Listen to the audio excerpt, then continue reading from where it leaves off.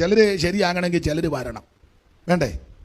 പിന്നെ സ്തോത്രം, ചിലർ വരണം. അപ്പനും അമ്മയ്ക്കും കീഴ്പ്പെടാനെ അനുസരിക്കാതെ തന്നിഷ്ടപ്രകാരം വളരുന്ന പെൺപിള്ളേരുണ്ട്. ഉദാഹരണമാണ്, അവരെ കെട്ടിച്ച് ഒരു വീട്ടിൽ വിടുമ്പോൾ അവിടെ നല്ല ജഗജല്ലിയ ഒരു അമ്മായിയമ്മ കാണും, ഇവിടെ നല്ല സൂചിമനെ നിർത്തും. ഇവിടെ അപ്പനെ അമ്മയെ അത്ര വലിയ ബഹുമാനം കൊടുക്കാതാണ് ജീവിച്ചത്. അവിടെ ചെല്ലുമ്പോൾ മറ്റേ തള്ള ഇവളെ സൂചിമനെ നിർത്തും. എന്നിട്ട് ഇവൾ വന്ന് ഇവിടെ അവിടുത്തെ അമ്മച്ചിക്ക് പോരാട്ടം വന്നുമല്ല, നീ ശരിയാകാൻ ദൈവം ആ തള്ളയെ വെച്ചിരിക്കുന്ന ഈയിടെയെങ്കിലും ചാകുകയില്ല. അങ്ങനെ ഒരു പ്രതീക്ഷയ്ക്ക് അവർക്ക് ശ്വാസം മുട്ടലൊക്കെ ഉണ്ട്, പക്ഷേ ഇപ്പോഴൊന്നും ചാകുകയല്ല. ദൈവം അതെല്ലാം ക്രമീകരിച്ച് വെച്ചിരിക്കുക. സ്തോത്രം. അപ്പം ചിലര് ഒതുങ്ങണമെങ്കിൽ ചിലര് വരണം. ചില സഭകളിലൊക്കെ, നമ്മുടെ ഇവിടെ കുഴപ്പമില്ല, ചില സഭകളിൽ ഉപദേശിമാരെ വിറപ്പിക്കുന്ന ചില അച്ചായന്മാരുണ്ട്. പാസ്റ്റർ കമ്മിറ്റിയിലൊക്കെ കമ്മിറ്റി ആയിരിക്കും, ചിലപ്പോൾ സെക്രട്ടറിയോ ട്രഷറൊക്കെ ആയിരിക്കും. പാസ്റ്റർമാരെ കിടുകിട വിറപ്പിക്കും. പാസ്റ്റർക്ക് എന്നെ അറിയത്തില്ല, ഞാൻ ആരാന്നറിയാം, ഇവിടെ ഇരുന്ന പാസ്റ്റർമാരൊക്കെ എന്നോട് ചോദിക്കാതൊന്നും ചെയ്യത്തില്ല, ഞാൻ അപ്പടിയായി പിടിയാ. നേരത്തെ ഇരുന്ന പാസ്റ്ററോട് ചോദിക്കണം, പുള്ളി കണ്ടം വഴിയാ ഓടിയത്, പുള്ളിയുടെ അരകല്ലും പിള്ള ഇപ്പോഴും ഇവിടെ എടുക്കാൻ മറന്ന്. എന്നെ ഒന്ന് ചോദിച്ചു നോക്കണം ഞാൻ ആരാണെന്ന്. സ്തോത്രം. അങ്ങനെയൊക്കെ ഉപദേശിമാരെ കിടുകിട വിറപ്പിക്കുന്ന അച്ചായന്മാരും ചില ഇടങ്ങളിൽ ഉണ്ട്. പക്ഷെ അവർ വീട്ടിൽ ചെന്നാൽ പഞ്ചപൂച്ച അമ്മാമ്മ ചൂണ്ടുമറ്റില്ല നിർത്തിയേക്കുന്നത്, അനങ്ങാൻ അനുവദിക്കുകയല്ല. മോളി എന്നാ ഉണ്ടോ, അനങ്ങുകയല്ല. ചിലരെ ഒതുക്കാൻ ചില വിഷയങ്ങൾ ദൈവം ചെയ്യും. അപ്പം ഈ അഗീതോബലിൻ്റെ ആലോചന അബദ്ധമാകണമെങ്കിൽ ഹൂശായി അവിടെ ചെല്ലണം. അപ്പം അർക്കനായ ഹൂശായിയെ ദാവീദ് പറഞ്ഞ് യെരൂശലേമിലോട്ട് വിട്ടു.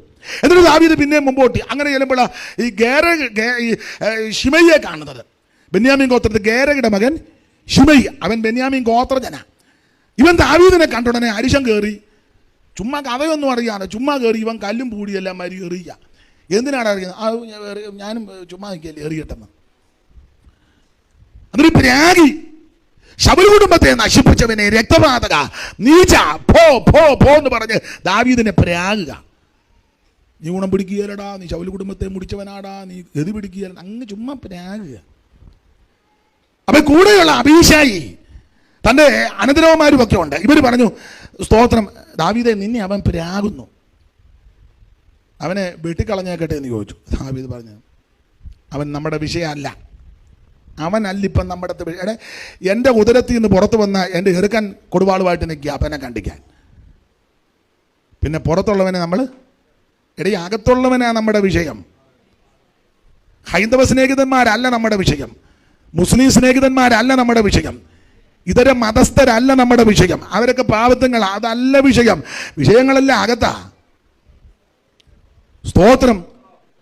ദാവീദ് പറയുക, അവൻ ബെന്യാമീൻ ഗോത്രക്കാരനല്ലേ? അതെ, അവനല്ലല്ലോ വിഷയം. എൻ്റെ ഉദരത്തിൽ നിന്ന് പുറപ്പെട്ടു വന്ന് എൻ്റെ ചെറുക്കൻ കൊടുവാളുമായിട്ട് നിൽക്കുക, എന്നെ കണ്ടിക്കാൻ. ഇപ്പം പിന്നെ അവൻ എന്തെങ്കിലും അല്ല അച്ഛാ, അവൻ പ്രാകുന്നുണ്ട്. പ്രാകട്ടെ.